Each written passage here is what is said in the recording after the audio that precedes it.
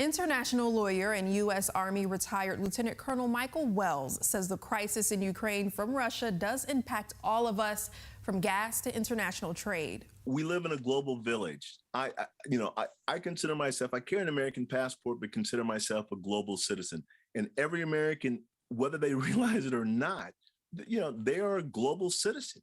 Wells believes the actions carried out by Russia requires more than issuing sanctions. We should also cut them off economically. And I think that if you cut them off and people start to suffer internally, and the will of the people start saying, listen, we're suffering here, you've got to give Ukraine back, et cetera, maybe that's going to happen.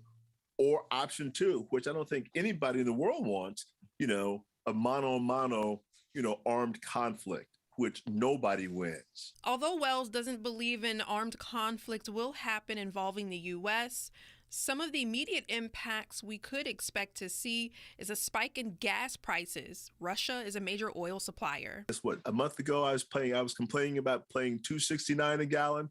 Now I'll be happy if I can pay $3.33, and hopefully it won't go up. Wells says international trade from Europe impacts us here too.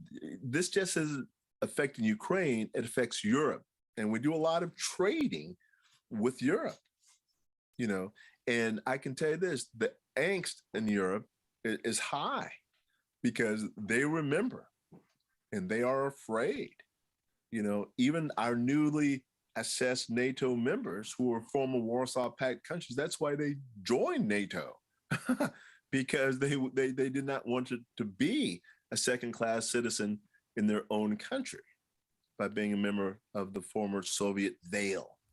Wells believes although Russia has Ukraine captive now, sustaining control may be a little bit more difficult over time. In Huntsville, Kenisha Dees, Fox 54 News.